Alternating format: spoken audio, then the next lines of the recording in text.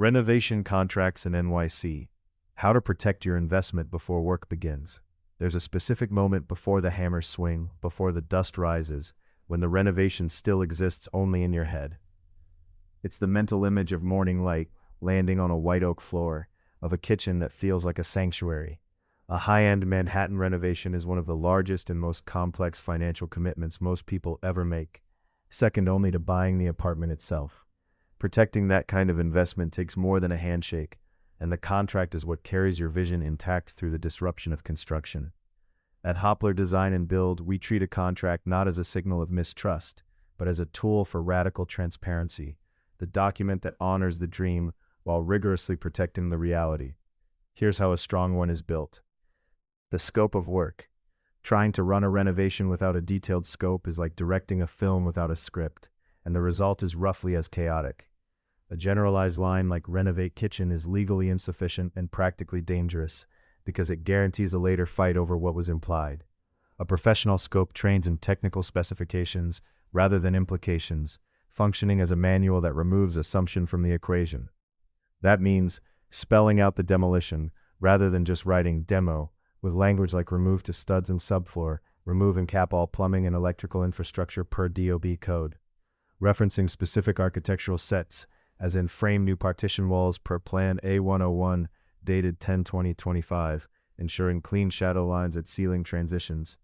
Defining materials exactly, down to furnish and install 0.75-inch solid white oak flooring, select grade, with a 3-coat matte polyurethane finish. The governing principle is simple. If it isn't written down, it isn't included. That level of specificity is the only reliable way to make sure the budget you agree to is the budget you hold to, and to avoid the kind of scope confusion that stalls a job. In a co-op or condo, the scope carries an added responsibility, since it has to line up with the alteration agreement the building's board approves before work begins. When the contract scope and the board-approved scope match cleanly, the project starts on schedule. When they drift apart, the building can hold everything up regardless of how good the contract itself is, which is why the two documents need to be written to agree from the start. Payment milestones. We never tie payments to calendar dates, because a calendar rewards dragging things out. Payments are instead tied to tangible, verifiable milestones, so you're only ever paying for the chapter of work that's actually been completed and confirmed. Percentage payment trigger. 10% deposit and mobilization at contract execution, once insurance has been filed. 15% when demolition and framing are complete and the structural work has been signed off. 20% when the plumbing, electrical, and HVAC rough-ins have passed their NYC city inspections. 20% when walls are closed and tiling and flooring reach finish-ready condition. 20% when millwork, fixtures, and appliances are installed. 10% closeout after the punch list is complete and the DOB sign-offs are in hand. Each release is tied to something you can see and verify, which keeps everyone honest and keeps the work moving. The change order. Every project has its surprises, whether it's a hidden pipe discovered behind a wall or a mid-project decision to swap quartz for marble. This is often exactly where the relationship between owner and contractor breaks down, and a good contract is designed to prevent that. Under a clear change order process, no additional cost is ever incurred until the change has been priced in writing, presented, and signed by both sides. That single rule turns what's usually a source of anxiety into a calm, ordinary business decision. The safety net, warranties, and liability. Underneath everything, there has to be genuine protection, and this is the part of the contract your attorney will care most about. Lien waivers matter first.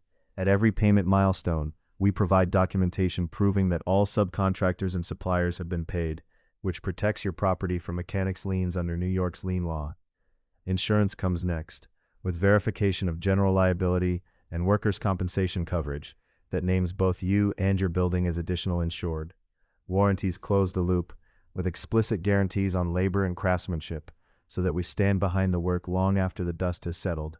For us, the contract isn't a document that gets signed and filed away. It's the source of truth for the project itself, where every line of the scope becomes a trackable task, and every milestone becomes a deadline. That creates a single, unbroken chain of accountability, running from the first signature to the moment you turn the key in your door, look around and find that it looks exactly the way you imagined it. What is a change order, and why must it always be documented in writing? A change order is a formal written agreement that documents any modification to the original contract's scope, cost, materials, or timeline after work has begun. It matters because it defines precisely what's changing and why, confirms any cost adjustment, whether that's an increase or a credit, and updates the schedule where needed. Most importantly, it protects both the client and the contractor legally and heads off misunderstandings before they turn into disputes. Without written approval, the process falls apart and accountability slips away. A change becomes a matter of memory and interpretation, and that subjectivity is the root of most renovation conflicts. What risks arise from verbal or on-site change approvals? A verbal agreement can feel convenient in the moment, but it carries real exposure. It invites disputed costs later, the classic, "I never approved that price," along with unclear scope and mismatched expectations, schedule delays that nobody is accountable for, and billing conflicts that surface at the very end of the project. If a disagreement escalates, an undocumented approval also leaves both sides legally exposed. On-site decisions made without paperwork are one of the most common paths to budget overruns and broken trust. The reliable rule is straightforward. If something affects scope, cost, or time, it needs to be written, approved, and signed before the work proceeds.